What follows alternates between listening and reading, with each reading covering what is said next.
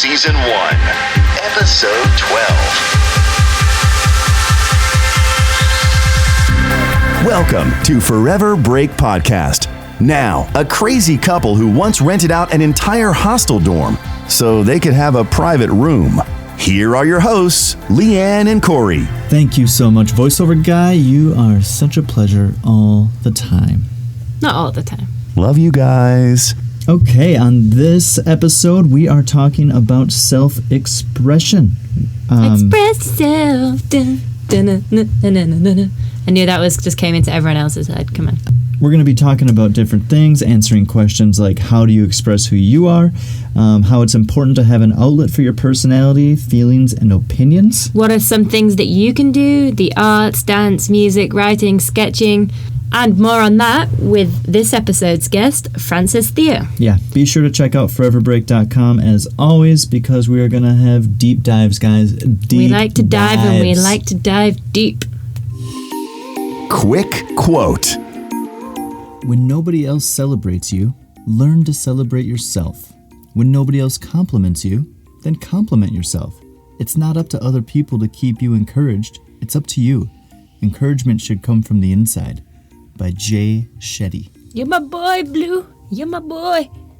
I'm encouraging you. Thank you. You're welcome. Focus on. So we're focusing on self-expression. Do you ever stop to think about how you express yourself to others, Leanne? I do.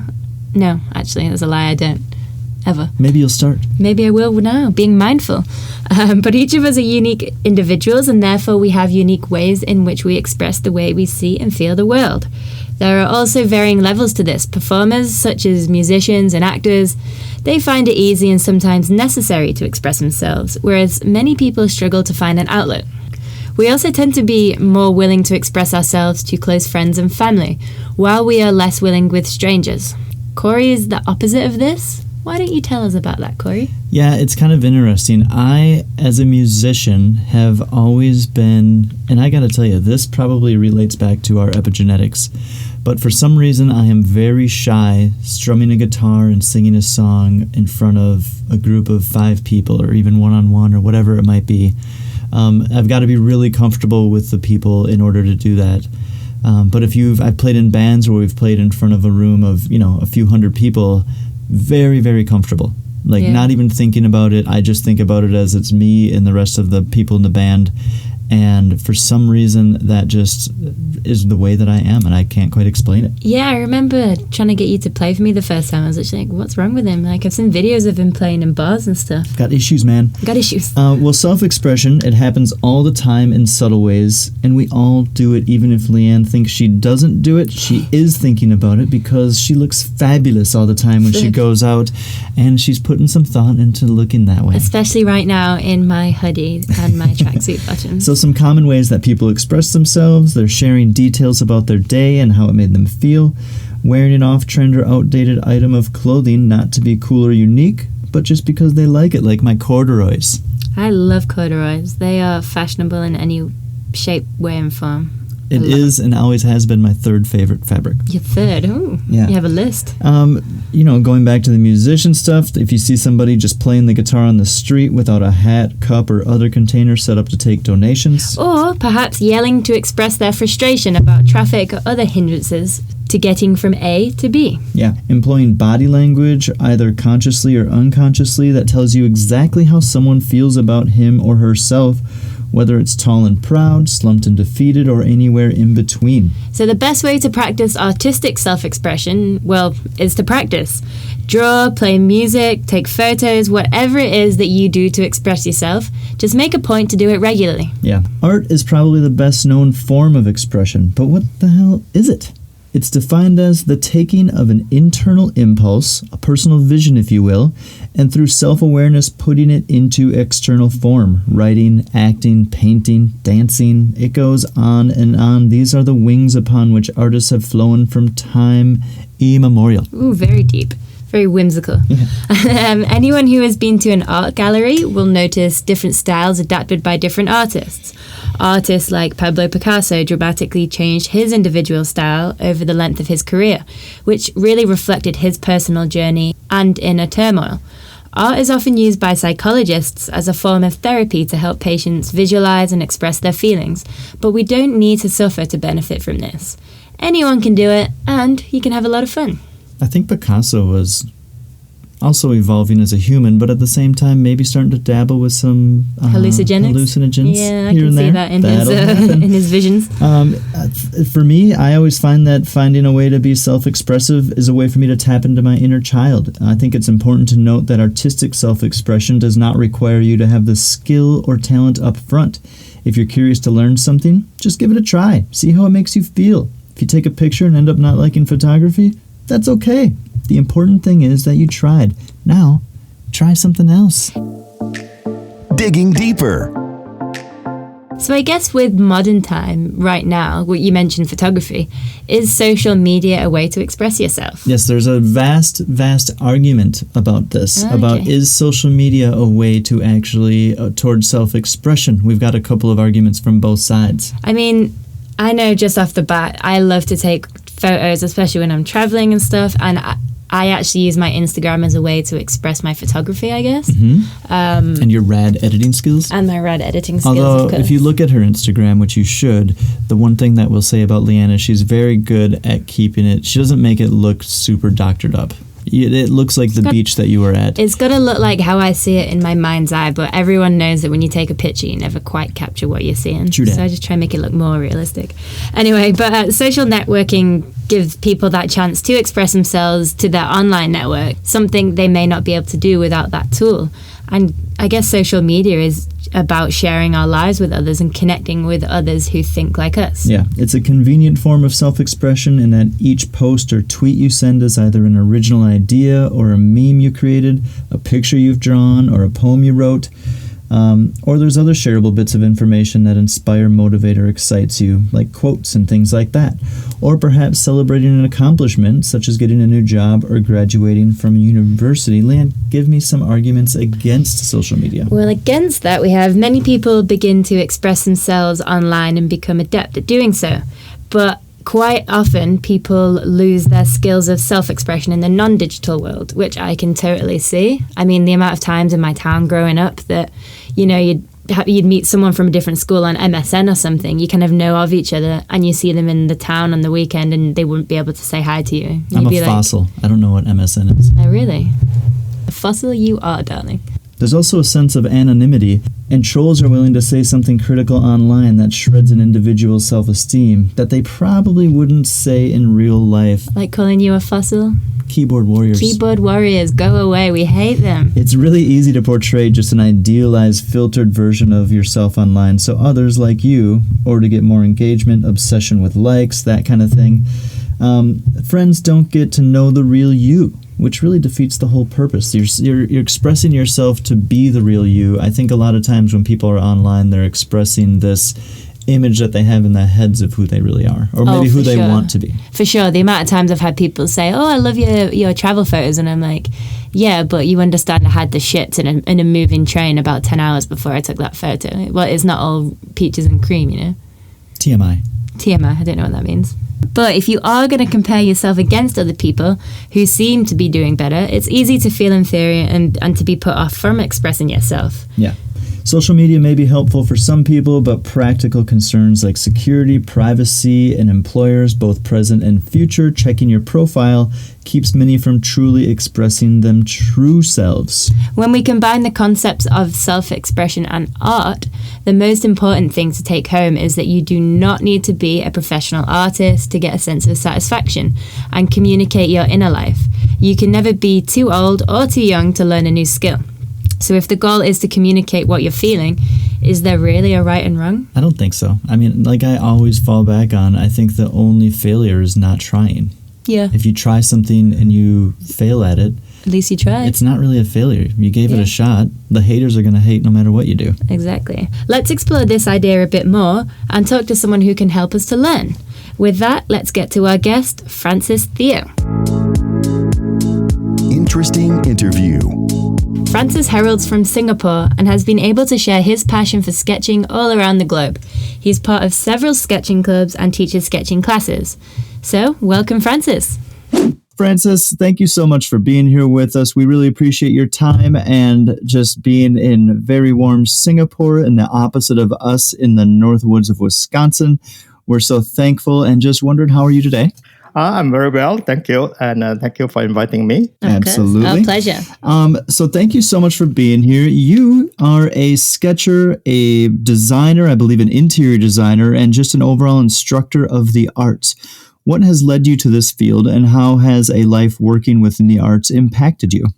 I was in the interior company for a couple of years. I have worked in departmental store as a visual merchandiser, and after that, couple of years of working, I feel a bit tired. I said I want to do something for myself, so I quit my job and to take out sketching as to pastime. Nice. Well, that's really great. What were your parents artists or something like that, or did you just kind of jump into this and find a passion for it yourself? No, none of my family member are artistic. I just jumped into it when I was a kid.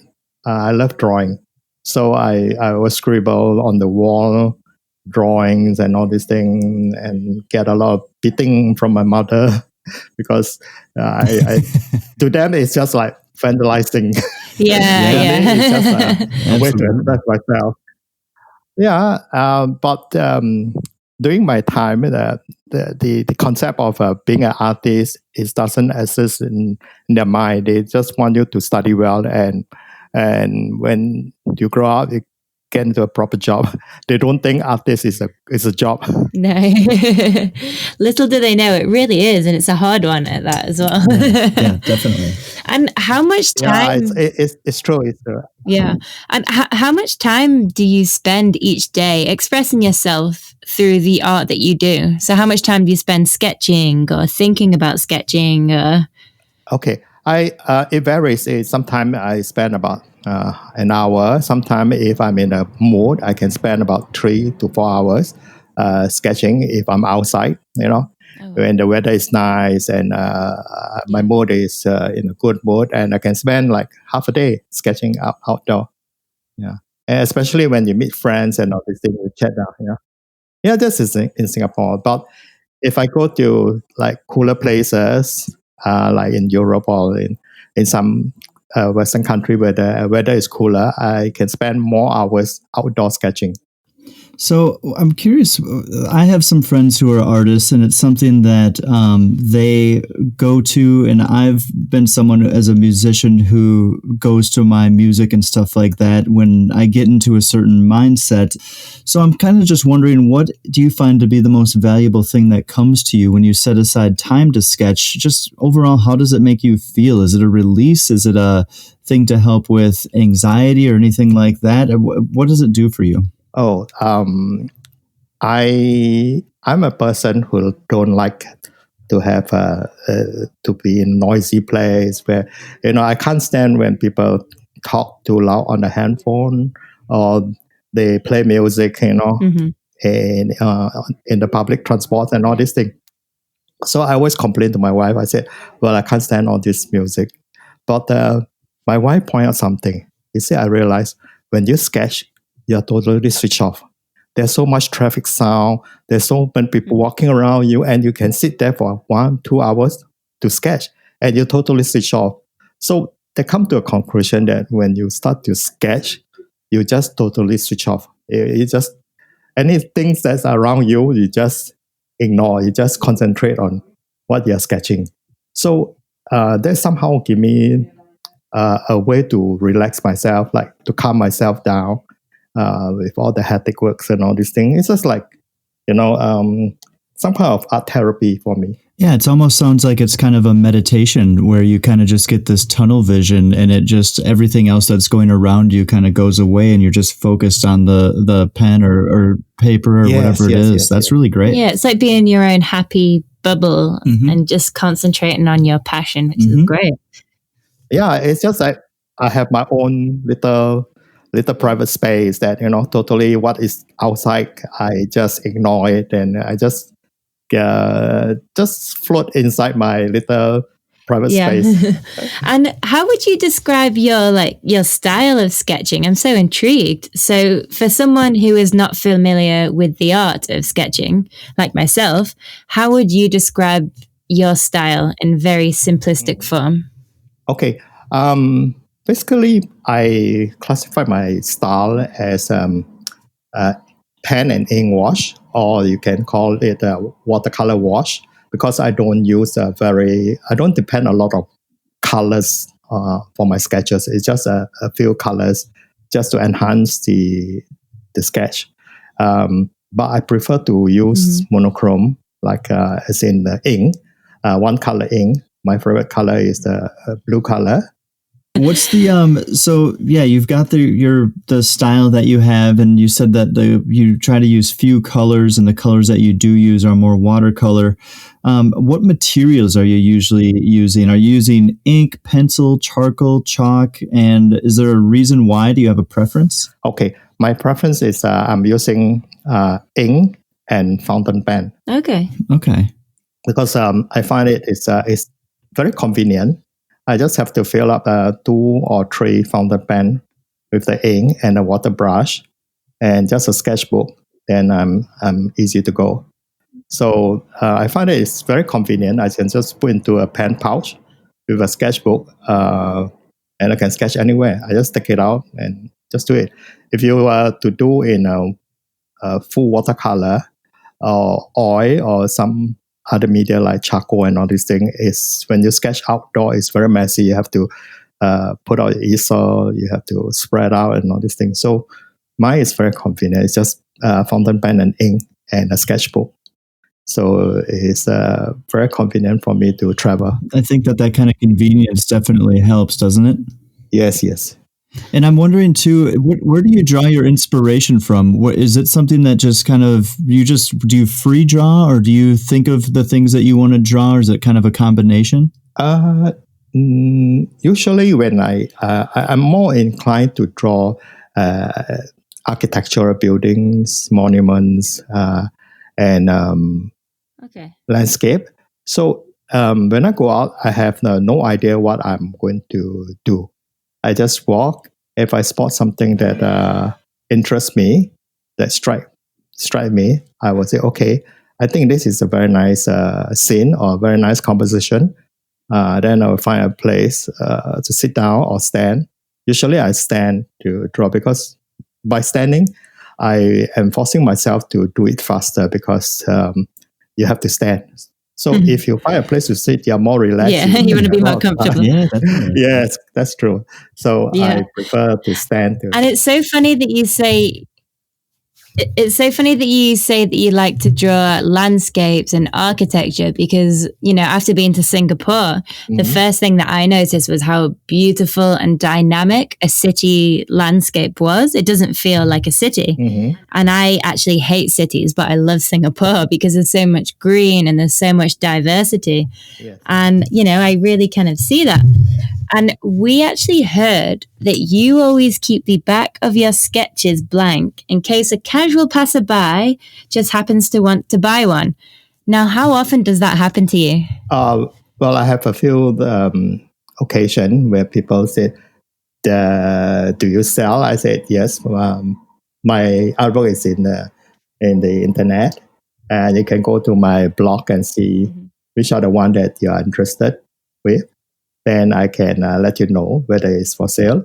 And sometimes they say on the spot, they say, oh, I want this piece of work. Then I said, okay, let me finish. Then I can just tear it up from my sketchbook, and I sell it. Because if I have to sketch both sides, then when they do a framing, the other side of the sketch will be covered up and all these things. So it makes sense to only sketch one side of the sketchbook.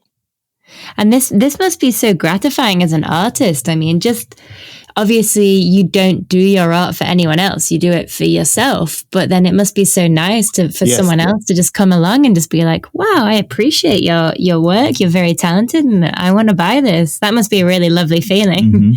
Yeah. And sometimes I have a mixed feeling, because Oh yeah. You just draw something that you like. You want to keep it for a while and to admire it before you depart.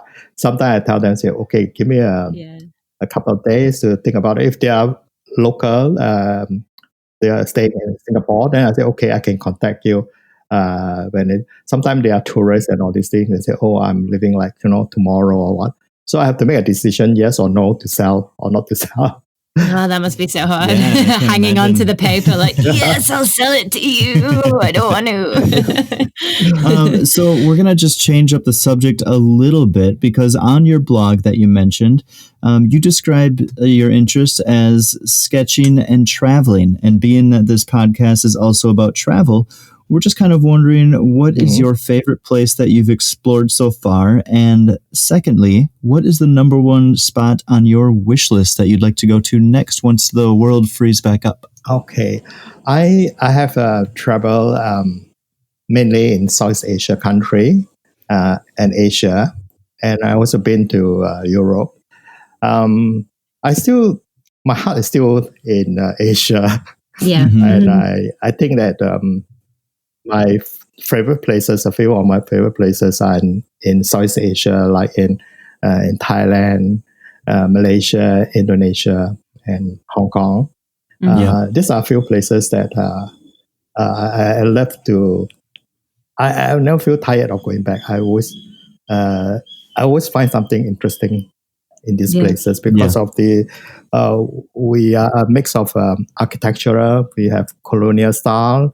We have the local style, and sometimes we have the mix, like in Malaysia, you have a mix of Chinese and Malays and European style of architecture. Yeah. And especially the street scenes are so dynamic. You see a lot of colors, a lot of people, a lot of things going on. It's so dynamic that you keep on like, I must go back again and again and again. And I never feel tired of it. I always feel inspired to go to all these street scenes and marketplaces and all these things. It always I can sketch the same thing over and over again a few times, because every time you go there, you see a different thing. You see, you begin to see something that you have missed out the other time, or you discover something new that you have not seen before. So that's it. I love Asia. So that's my favorite place. Yeah.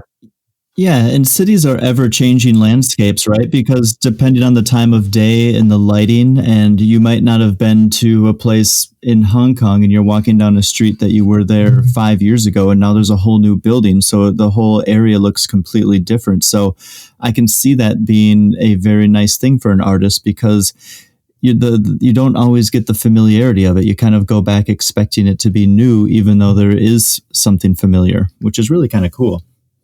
Yes, because every time, even though you have been walking the same streets every day, and if you are not stopped by and just to observe something, you'll miss something, because there's always something that you have missed out along the way you walk to work or to play.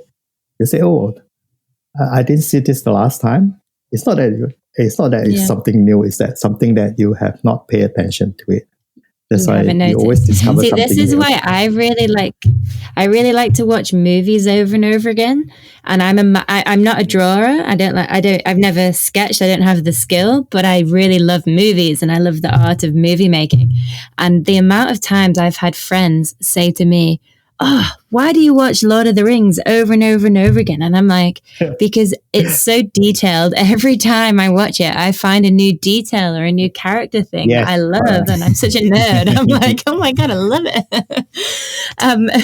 So we hear that you run sketching workshops. So what are a few tips you can provide to listeners interested in taking up sketching? Okay. I have a lot of people come to me. They will tell me that, oh, I can't draw and all these things. I say, no. Everybody is a born artist. It's that how you express yourself. It's the way you look at things and the way you put into drawing. So I always tell them that start with something small. A sketchbook, like a A5 size sketchbook, and you can use a pencil or pen or anything that you're comfortable with. Just draw something that you see, and from that, from a small little thing, you just plot out a drawing. You can draw like if you see a cup, you want to draw a cup, that's fine, you draw a cup. Then the next time you say, oh, I add a saucer to it, then I add something to it. Then as you go along, you begin to build up confidence for yourself. And when you are ready, you just go out and sketch something, a street scene or anything. You can sketch something very simple, just draw some block drawing. Mm-hmm. And as you go along, you have more confidence. Then you come into details and all these things. You might not get the shape right or correct in the first place, but it's okay. But there's a few things that you have to keep in mind is the proportion of the thing, the lights. You must know where is the lights and shadows and all these things. Once you get the lights and shadow in position and the proportion of things, then you slowly build up. Then you're more confident. Then you go into more detail. As you go along, you will improve. So I always tell people that start with something small, like an A5 sketchbook, something very comfortable with. You can start with a ballpoint pen, a pencil. I always tell them to use a gel pen because the pencil you have to keep on sharpening your pencil. A gel pen, just take out, then you just draw. I say don't be afraid to make mistake. Whatever mistake you make, you learn.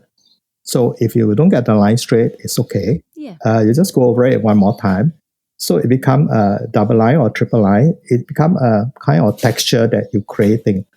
So nobody is going to tell you that, hey, your line is not straight. In the first place, you're not doing architecture drawing, so you don't have to worry about your lines are straight or not. So long as somebody knows that there is something that you're trying to represent, that's fine. Well, that's it, right?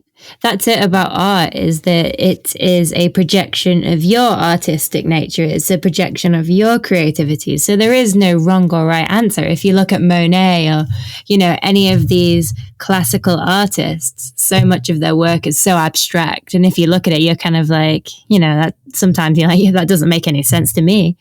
But, I guess that's what art is all about, isn't it? Is just expressing yourself. Yeah. And I think it's a really good piece of advice to give, to just tell people, don't necessarily worry about going out here and drawing this big, grand building or cityscape or whatever it is that you want to draw. Just a small portion. Just start with something small, and that'll just slowly probably snowball into more of a just something that you'll just get better over time. And I just really like that. I think that's really good advice. So thank you for that. Yeah. It's like I told my grandson, I said, when you look at the trees and the leaf, what color do you see? He said, green. One day I brought him to the park. I picked up a leaf and I turned over the leaf. I said, what color is this behind the leaf? He said, it's kind of red color. Then I picked another dead leaf, a dry leaf. I said, what color is this leaf? Is it brown? So I said, well, there are so many colors to the leaf. So any colors you draw, a tree or anything, you just put any color. Nobody is going to tell you that, oh, the leaf is not blue. So you can tell them that, don't do. There are some trees that have blue leaf, and depend on the lights and all these things. Sometimes you look at things, it's like bluish to you. So I told him that there is no right or wrong in art. Whatever you see, you believe, you just draw what you see. Yeah. So this is I really like that. To encourage somebody who are starting to draw something or starting to draw, you don't discourage them, you encourage them. So you don't tell them, oh, this is wrong and this is not right. So you just discourage them from going further. So you should encourage them to explore and to, sometimes you have to point out what you see and all these things. Then they become, arouse them to go into deeper and they want to explore more about art. Exactly. And a second point, if any of our listeners happen to be colorblind, who cares? Draw a blue leaf, draw a yellow leaf, draw whatever you want, because it's whatever you see. Yeah, correct. Draw a blue leaf yellow and tell us it's blue. We don't care. Exactly. Okay, one question. I have not answered you one question. Okay, what is my dream list? The country that I want to go and sketch Yeah. is Cuba. Ooh, Cuba, okay. Havana. I like that answer. I completely understand I that. really want to go there. Every picture I've seen from that place, and it's usually like a picture of a street, car. and it's a car on a street or something like that. And I completely get where you're coming from. Yeah, because- it's very classic scene of the retro Yeah. style in the 60s and all these things. Everything is seen unspoiled and it's real, Yeah. it's there, you see. So there's the ultimate place that I want to go and sketch one day. I is really, Cuba. really like Yeah, that real decision. untouched And if beauty. if you end up in Cuba, you just let us know because that is on our wish list too. Yeah. Maybe we can meet you there. Oh, great. Yeah. Francis, thank you so much. We really appreciate your time and just your knowledge and just kind of educating us a Yeah. little bit about and our audience about what you do. So And inspiring us. thank you so much. Welcome. Bye-bye. Interview digestion. Well, it's always so nice to get like real talk with an artist and just trying to get like a little bit of a glimpse inside of their head. And I really like that he goes and just starts walking with his sketch pad and doesn't really know what he's planning to draw that day. I think that's the perfect example of this, of just create some time in your life, in your world, to just free up that artistic side of your brain. It's just an amazing thing, and I think that it's one of those things that, you know, the more you do, the more you practice it, the more regular that it becomes. Leanne, at the beginning, you were kind of talking about how you don't have anything. Yeah. Have you thought of anything now that you use to express yourself? Yeah, I mean, like we said, like photography, the way I dress, even at the moment cooking. Yeah. I'm every night in this quarantine that's happening currently, I am cooking up a storm. What about Things- your video editing? And video editing as well, actually. Yeah, that's very true. I can just list them forever with you Oh, come because you on. express yourself in so many ways. Like That's a what? good thing. Like what? Huh? No, I'm not going I to need list more. anymore. We're good. As long as they're good. Keep giving me compliments. Come on. Take it further. If you want to take it further, a great article to read and to learn more about self-expression can be found at the link positivepsychology.com/self-expression. We will put this in the show notes. And to learn more about our guest today, please follow his Instagram and blog, which we will also have in the show notes. Yeah, we also encourage you just to go ahead, write, draw, photograph, or anything really that suits your fancy. Just create and tap into that inner child and have some fun with it. There are no rules, guys. If you want to send us what you have created, we'd love that. Check out foreverbreak.com to learn how to get a hold of us. Or tag us in your Instagram post and we'll be able to see all the work. We will troll hard. He means Corey will troll hard. Thank you for joining us for this episode on self-expression. We hope that you've taken something away from it there, and if you did want to check out any of Theo's really cool artwork, you can find him on Instagram with the Instagram tag @TheoFrancis2. On episode 13, we are going to be exploring mindfulness and the media. We all know how much the media influences what we are seeing and hearing, but how much of that is actually accurate? We are also going to be dipping into the world of the media with an interview with Chuck Jaff, who has spent many years working as a journalist. Chuck has even been threatened to be sued by a president of the United States for uncovering some truths. If that isn't a sign of successful journalism, then I don't know what is. Thank you as always, and take it away, voiceover guy. Thanks, guys. Subscribe now to the Forever Break podcast on your favorite platform: Apple Podcasts, Google Podcasts, Spotify, Stitcher, and more. If you enjoyed this episode, help us out and leave a 5-star review.